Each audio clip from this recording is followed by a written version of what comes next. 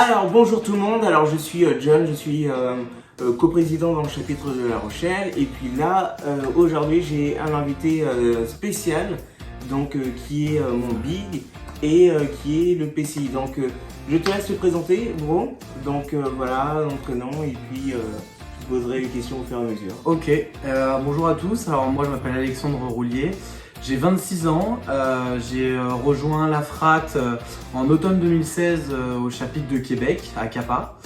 Je suis chef de projet informatique actuellement et du coup président du conseil international. Ok, et comment tu as découvert la FRAT?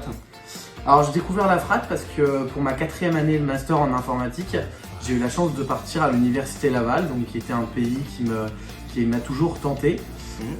Et du coup j'étais très impliqué dans les associations sur mes premières années.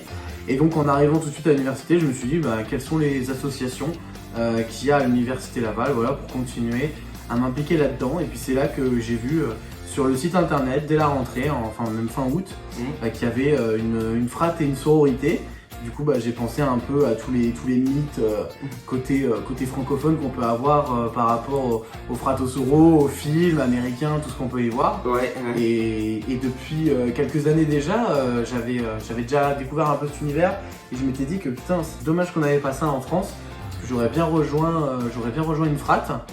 Et là voilà, j'ai saisi l'occasion, je me suis dit putain c'est cette année ou jamais quoi. Donc j'ai contacté les frères, j'ai fait le rush avec eux, j'ai vu que je portais aussi les valeurs, que ça m'intéressait et du coup voilà, je me suis lancé dans l'aventure. Voilà, et donc du coup pour préciser, donc les valeurs qui sont la recherche d'excellence académique, sportive et puis la philanthropie. Alors du coup, comment ça s'est passé ton recrutement? Alors mon recrutement, j'ai été invité à des événements, donc par le biais des frères après les avoir contactés sur la page Facebook. Du coup on faisait des événements au pub de l'université à l'époque. Donc je suis allé à 2-3 événements pour essayer de rencontrer un peu tous les frères actifs et alumni du chapitre. Et puis voilà, apprendre un petit peu les valeurs, comment est-ce que ça allait fonctionner, la période un petit peu qu'on a de pledging pour tester un petit peu notre motivation et voir qu'on s'accorde à ce modèle-là. Et puis voilà, après ces 3 événements, j'ai dit que je me lançais dans l'aventure. Et comment tu l'as vécu ton pledging, qui est la période d'essai en fait hein? Ouais, c'est ça, moi je l'ai très très bien vécu. On était à cette époque-là, en fait, on était très peu, il y avait très peu d'actifs dans le chapitre de Québec, parce qu'on avait eu pas mal de personnes qui étaient passées à l'Uni là, donc qui étaient sorties un peu de la période active. Alors c'est quoi un alumni? Pour ceux qui ne connaissent pas ce que c'est. Pour ceux qui nous regardent, un alumni, donc ce n'est pas que dans le système de la FRAT, c'est utilisé même dans les réseaux d'écoles, etc. C'est-à-dire que c'est un ancien. Donc dès lors qu'on a terminé par exemple ses études, on devient alumni de son école ou dans la fraternité. Dès lors qu'on a terminé aussi ses études, on sort de la période active pour devenir alumni. Et donc forcément, on va pas être sur le même niveau d'activité puisqu'on n'est plus dans les études, on n'est plus dans un même mood de vie. Donc forcément, notre vie fraternelle chez Sigma Theta Pi évolue. Donc voilà, on a un autre statut et donc des attentes différentes pour ces personnes-là. D'accord. Alors donc ensuite, une fois que tu es devenu bro, donc frère chez Sigma Theta Pi, quels sont les postes que tu as occupés? Alors jusqu'à aujourd'hui, je me suis jamais retrouvé sans poste. Donc j'ai enchaîné beaucoup pour essayer de découvrir encore de nouvelles choses, d'essayer de faire avancer la fraternité qui me tient à cœur. J'ai commencé du coup, donc j'étais pledge sur ma session d'intégration. Ensuite, et comme je l'ai dit, étant donné il y avait très peu d'actifs à l'époque, vers la fin de mon intégration, un coprésident est venu me voir en me disant que j'étais motivé, comme j'avais déjà d'expérience de président d'autres assos avant, il m'a proposé de reprendre son poste. Donc dès lors que j'ai fini mon intégration, finalement j'ai repris la coprésidence du chapitre de Québec avec mon grand frère dans l'asso là-bas. J'y suis resté 6 mois, parce que du coup j'avais qu'une année d'échange. Donc j'ai fait 6 mois d'intégration et 6 mois de coprésidence. notamment pour prendre un peu de la formation. J'ai géré le rush, j'ai géré le pledging. Alors, le rush, c'est la période de recrutement, hein, juste pour information. J'ai géré la période de recrutement, j'ai géré les personnes qui souhaitaient s'intégrer aussi et les activités sociales avec la sororité qu'on avait présent à Québec.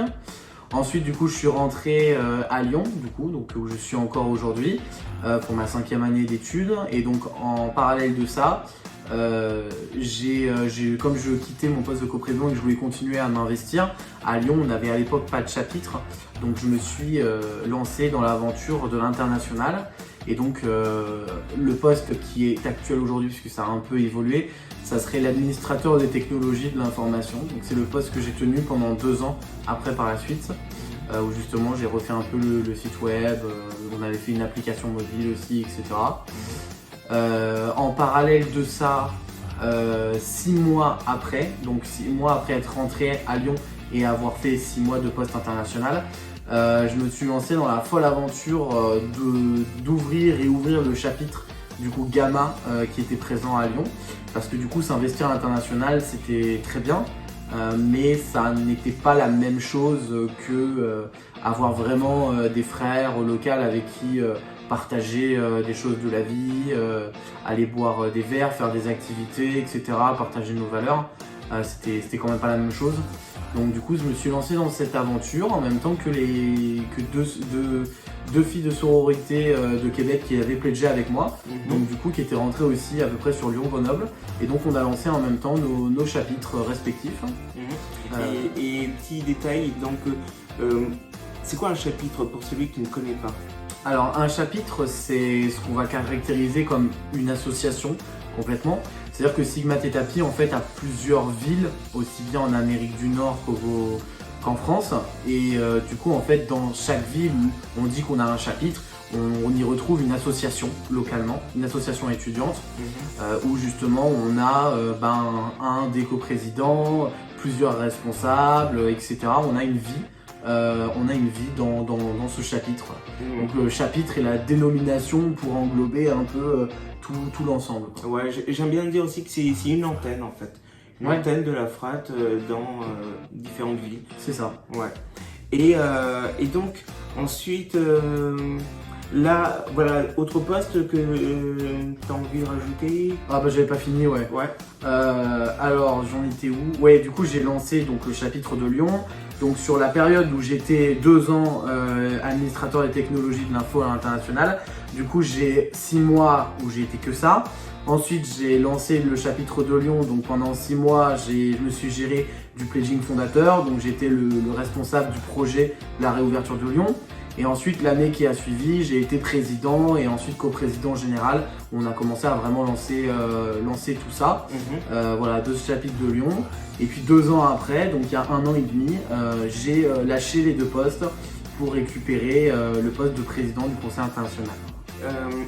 Voilà, est-ce qu'il y a un poste que tu as trouvé challengeant, qui t'a fait sortir de ta zone de confort? Honnêtement, ils l'ont tous été à leur manière.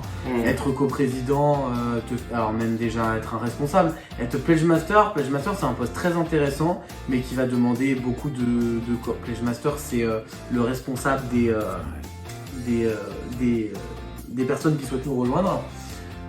Du coup, c'est un poste très intéressant parce que du coup, il y a un gros contact humain, il y a de la coordination, de l'organisation. Donc ça peut devenir challengeant. Un poste de coprésident au sein d'un chapitre, c'est carrément challengeant. Un poste à l'international aussi, puisque ça demande des compétences et d'aller discuter avec beaucoup de monde des différents chapitres. Et le dernier, pour finir, président du conseil international, alors là, ça a été des challenges sur des challenges, quoi. Et surtout en période de Covid. Et surtout, mon mandat Covid, là, ça a été vraiment un vrai enfer, quoi. Alors, avant-dernière question, c'est est-ce que la FRAT a apporté beaucoup de choses dans tes projets professionnels, vie personnelle?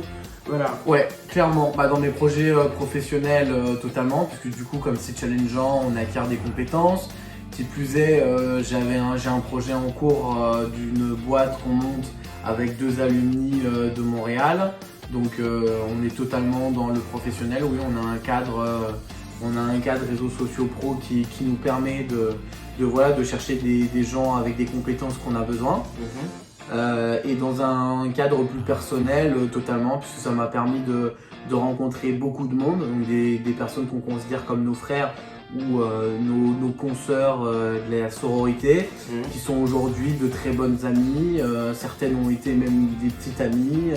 Donc voilà, personnellement, forcément, on évolue et puis on rencontre du monde par ces réseaux-là, quoi. Ouais, et effectivement, il peut arriver que des couples naissent au sein de la communauté grecque. Alors, ce que j'appelle communauté grecque, c'est aussi bien fraternité et sororité, quoi. Voilà, il peut y avoir des affinités qui se font parce que à cause de la période d'essai, le pledging, ce qui fait qu'une fois que tu es passé de l'autre côté, je veux dire, on a un respect mutuel qui se fait très facilement et du coup ça brise la glace plus rapidement. Alors, le mot de la fin, est-ce que tu as un conseil à donner à celui qui nous regarde, qui voudrait rentrer chez Sigma Theta Pi? Alors un conseil, honnêtement, Sigma Theta Pi, ça change la vie.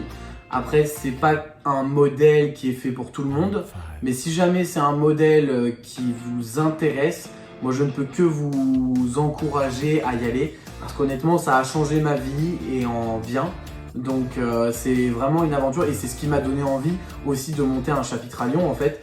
C'était de ce manque-là de chapitre local, mais aussi de pouvoir partager cette aventure à ceux qui le désiraient. Tout comme moi, j'ai pu la partager au Canada. Donc voilà, si vraiment ça vous intéresse, je vous conseille de vous y donner à fond là-dedans parce que ça peut que vous apporter de bonnes choses.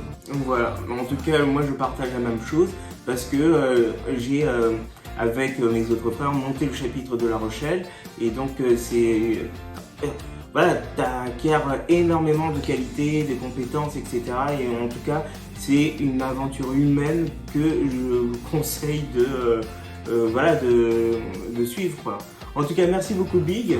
Voilà, et moi je suis son Little, c'est comme ça qu'on dit dans la frat. Donc c'est un parrain qui nous accompagne quand on rentre dans la frat. En tout cas, merci beaucoup Big pour cette interview-là. Ça m'a fait plaisir. Et puis je vous dis une prochaine fois pour une prochaine interview et on reste connecté. Allez, à bientôt. Ciao. On se revoit au pledging.